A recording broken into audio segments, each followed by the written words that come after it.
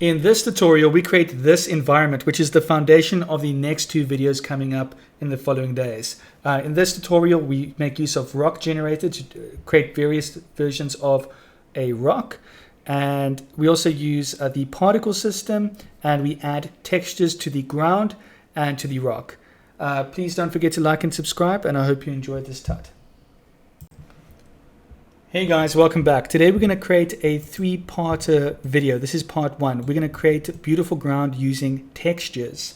And after this, once we're done with this video, we will create grass using geometry nodes. And then finally, we will do the thing that I actually want to do, but you need these two videos done first before I could show you. All right, so step number one, go to your, let me just say it. Go to Edit, Preferences, Add-ons, and over here you want to type in extra, and you want to make sure you've got extra objects for the mesh turned on, or have them both turned on. The other thing, while I'm here, you want to make sure Node Wrangler is enabled. Once you've done that, you can press numpad 1 for front orthographic view, press X to delete, press Shift A, and mesh. You'll notice a whole bunch of more meshes here, as well as if you have the other one selected, you have a bunch of curves here as well, which is super useful. But the mesh I want you to look at is this rock generator. Once you've selected that, you can click over here, and there's many options. We're only going to use one rock, so leave it on 1. And there are factors you can play around with here. I'm going to put this on 2, for example. Let's zoom in here.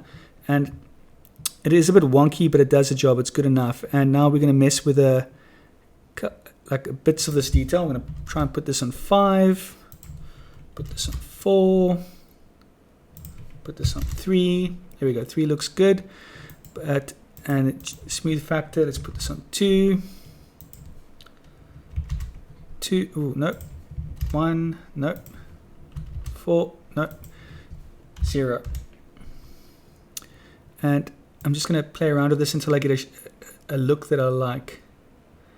Okay, cool. So this is going to be my rock. I'm happy with this. Once you found a rock, however it may look, that you like, you sort it. You can move on to the next step. This is my rock.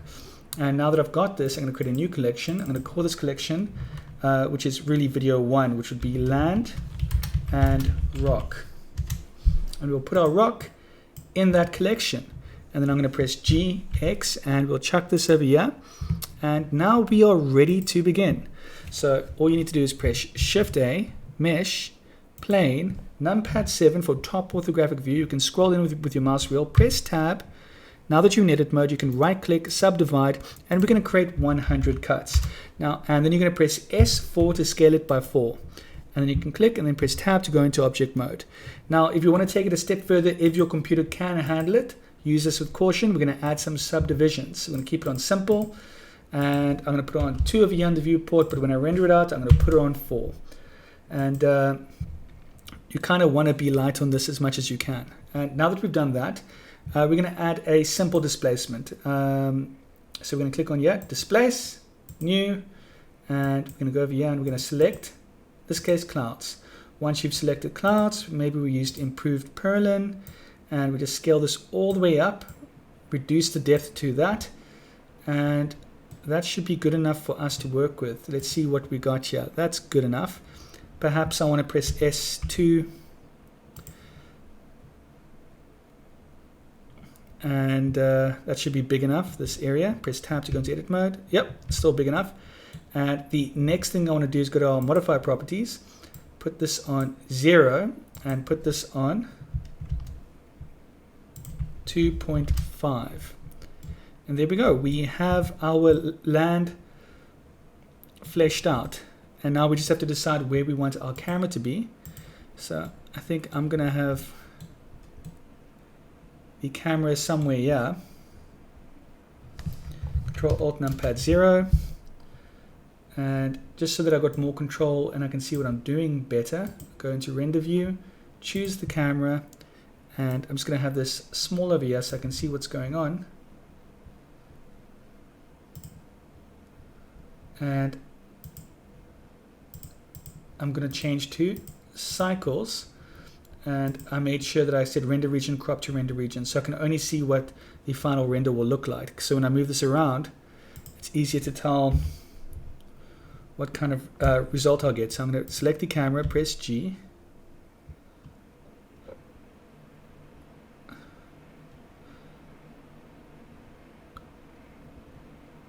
Okay, so something like that should be good enough.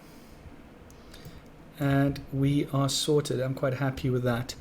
Now that we've created our land, the next thing we want to do is add the procedural textures. So we're going to go up here, click on our shader editor, select our plane, which we're going to rename land, and we're going to press new. Once you've done that, we've got this, and this is all we need. Now, the next step is you need to go to Polyhaven. If you go to Polyhaven, what I did is I went to Polyhaven and I selected Browse Textures. You can download an HDRI. In fact, let me download one now as well for the scene.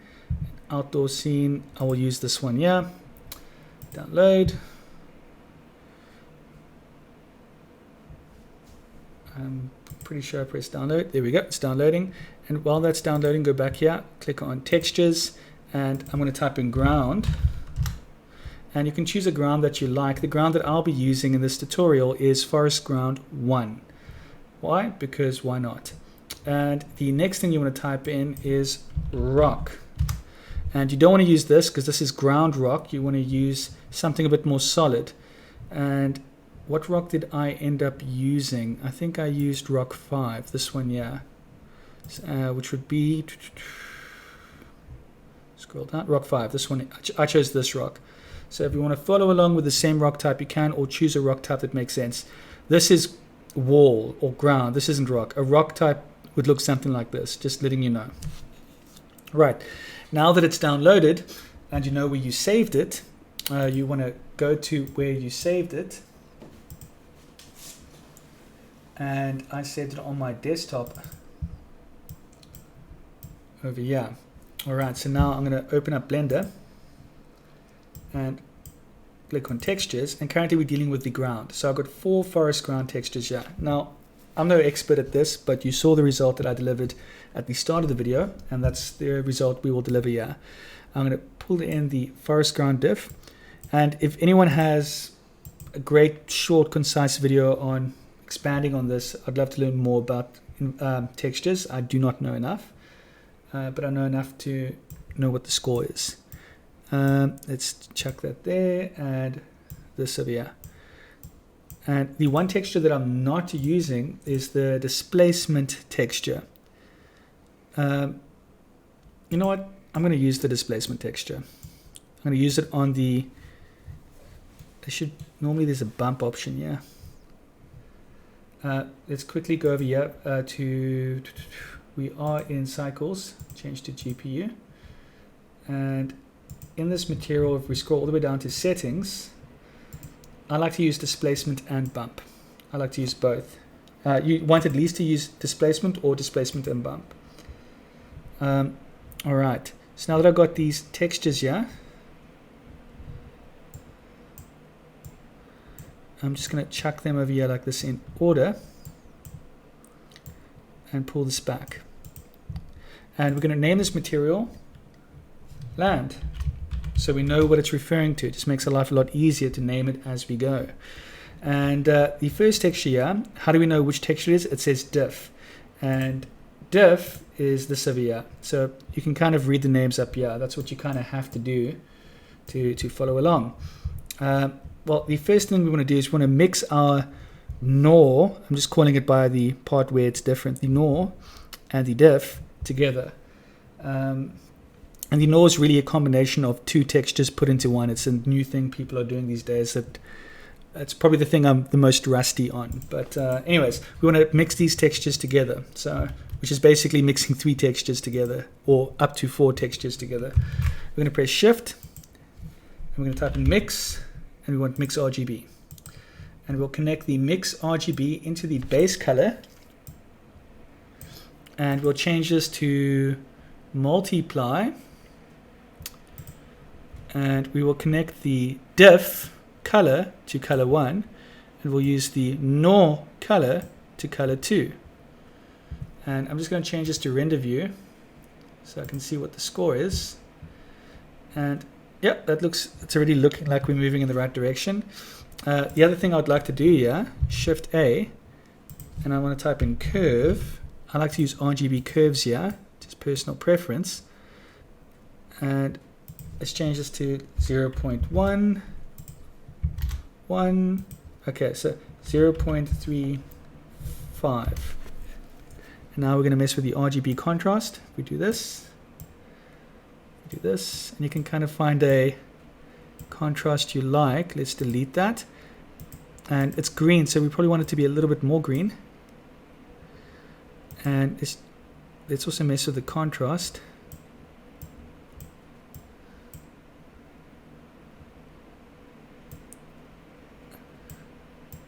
And for me, something like this is what I personally prefer.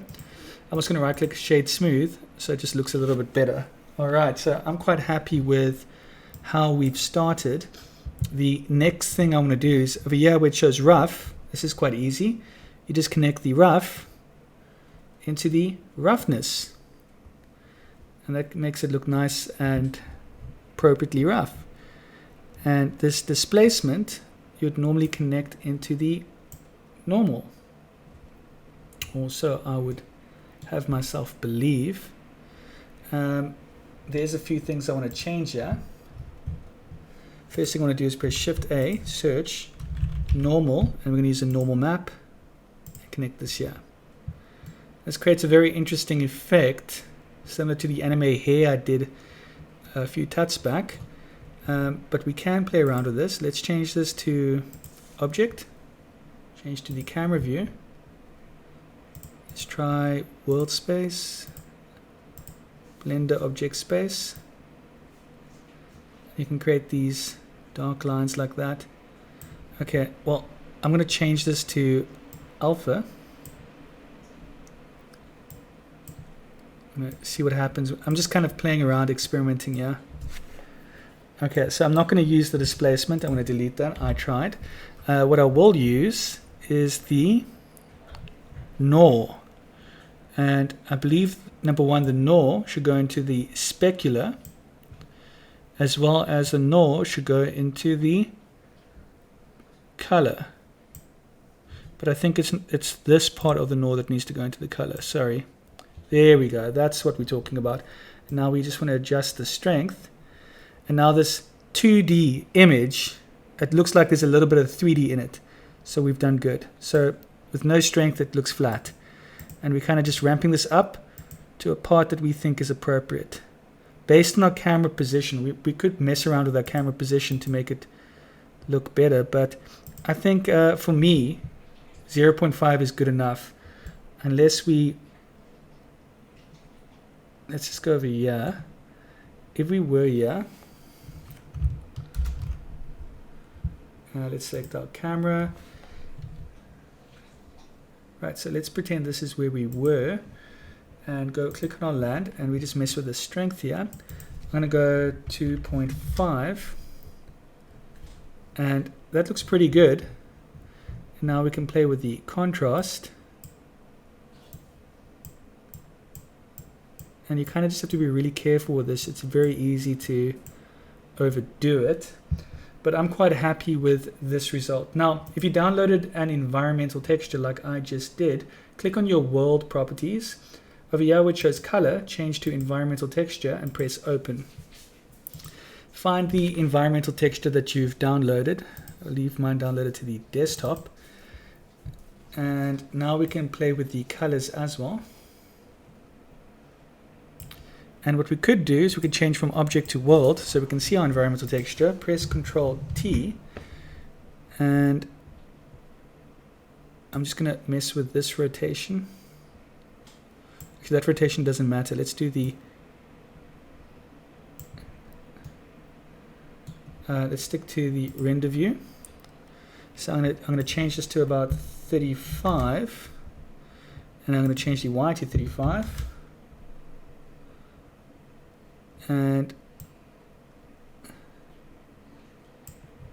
think that's fine. So the background is the sky.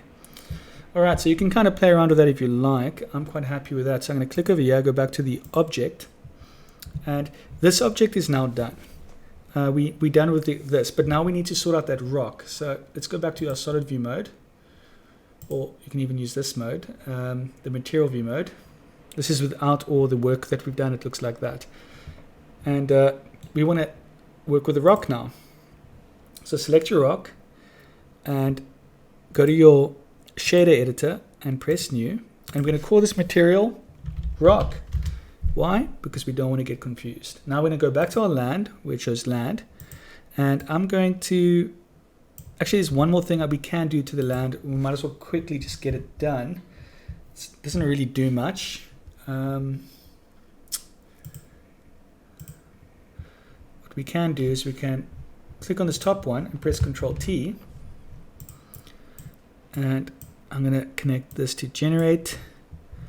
And this way we can make sure that all the coordinates are guaranteed in the same position, so they're not going to be off. It's a fail-safe way that's not really needed. It's not going to change anything to the scene. Yeah, they happen to be in the right area from the jump. But there you go. And now we can, now that we've got all of this, we can just select all of this and press Ctrl C to copy it. Then go to your rock, Ctrl V to paste. And we can connect everything up, but before we do, we just need to change these images. So you want to go back to those files that you downloaded. I believe I saved mine to my desktop. Over here, textures. And now we're going to be using, we've got the forest here, now we're going to use the rock. Right, so there's only three that I tend to use, which is the diff, the gnaw, and the rough.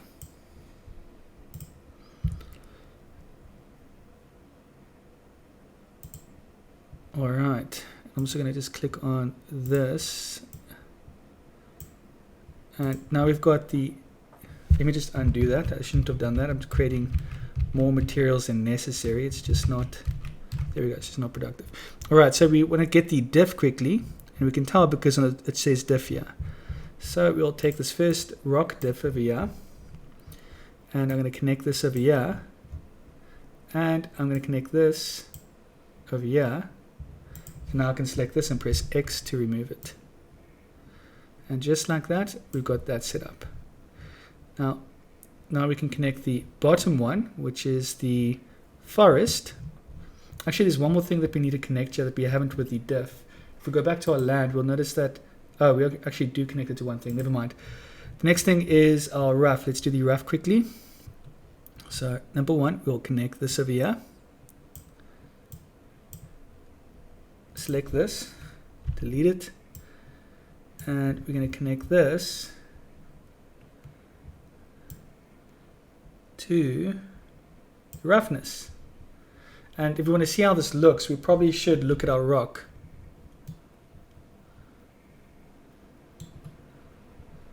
And let me just remove this quickly. Okay. Let's just do that. So this is what we've got currently, and I think it's because of our environmental texture. So if we put this on 0, we should be able to see it. There we go. So I just removed the environmental texture for now. So that's our rock. Okay, cool. And the other thing we want to, well, number one, we want to connect the alpha to the roughness, and we want to connect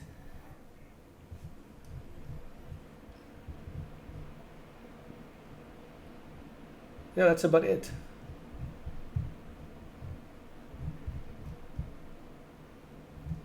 Next is the gnaw, which is the thing that's connected to 3 different things. I'm just being extra careful that I do not mess this up. Like I said, I do know what's going on, but I am rusty, and I do not want to waste my time fixing mistakes. I'm going to just connect this up here. And we can possibly connect this over here.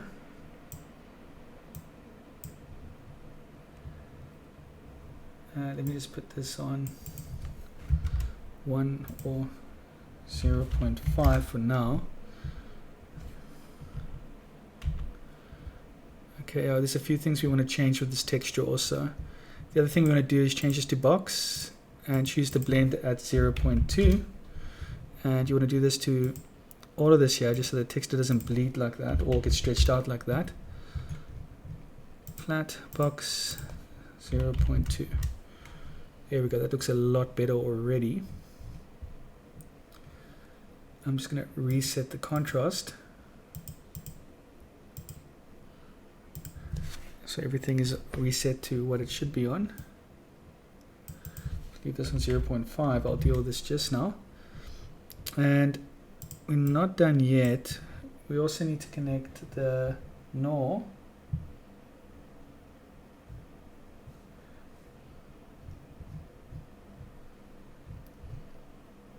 into the specular.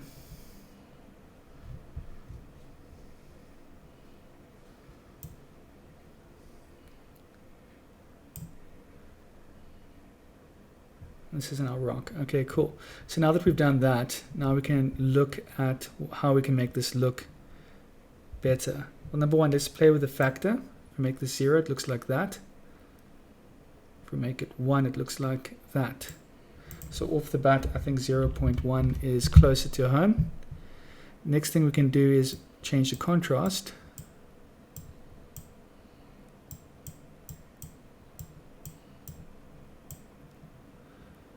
Let's remove the contrast. Let's see if we can add some color to this rock.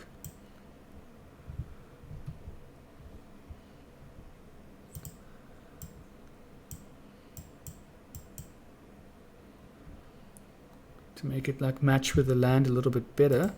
Now we can just adjust the contrast slightly.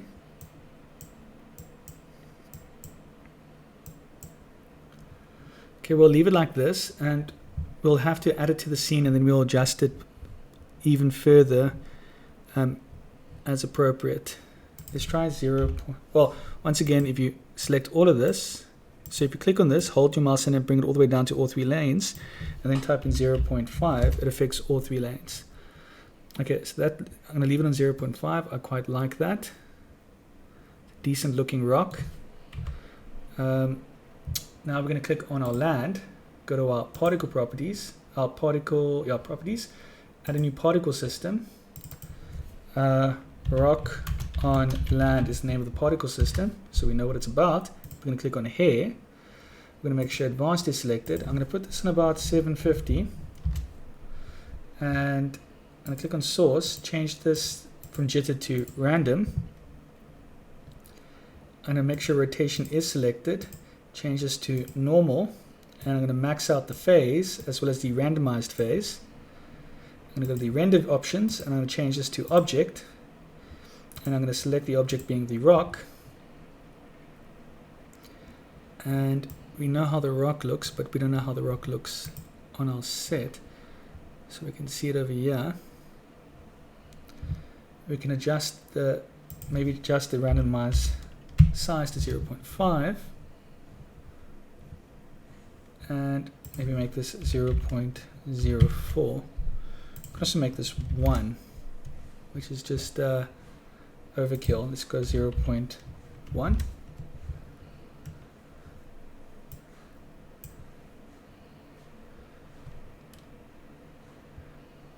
Alright, so we're not done yet. There's one extra thing we could do here, which could be quite interesting. We could mess with the multiply just a bit, because we know that when we do this, it looks like that. We do this, it looks like that, which is slightly different. So we could mess with it just a bit by going... Oh, hold on, let's go Control Z, Control Z, Control Z, Control Z. Let's go to our rock and let's mess with this over here, because we know that if we do this, rocks look like that. If we do this, rocks look like that. So instead of deciding, let's go Shift A, Input, Object Info is what we're looking for. Where is it? I can't see it, so I'm just going to search for Object Info. There we go. And we can use random. So it randomly decides. And now that we've got that in there, just for a little bit of a variation, we want to play with these rocks just a little bit.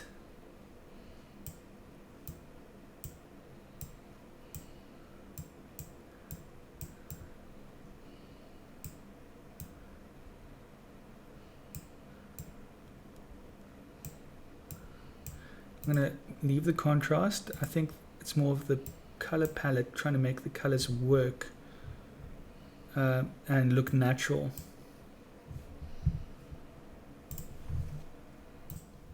Alright, so the big thing that I changed is on the rock settings, I changed this from multiply to soft, and then I reset the RGB and I just increased the contrast to about here.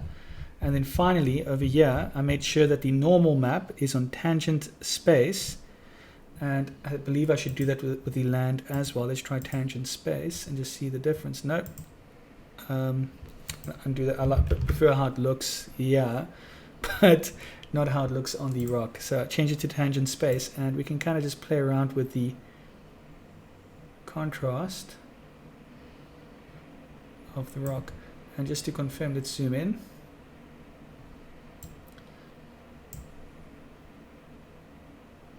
Okay, we can see enough. Let me just expand this open so I can really take a look at this.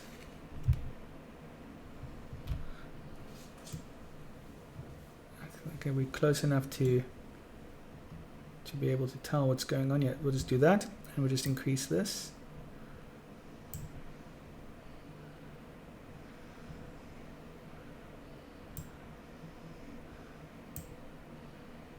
I think maybe 3.5.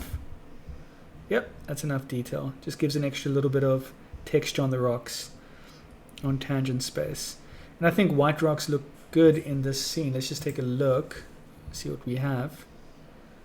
And for interest's sake, let's just click on this. Yep, no, I love it. There we go. So I think we're done with this tutorial for today. Please don't forget to like and subscribe. Tomorrow we're going to be adding grass to the scene using geometry nodes for a very special reason, which we'll find out the following day. Please don't forget to like and subscribe, and I'll see you in the next one.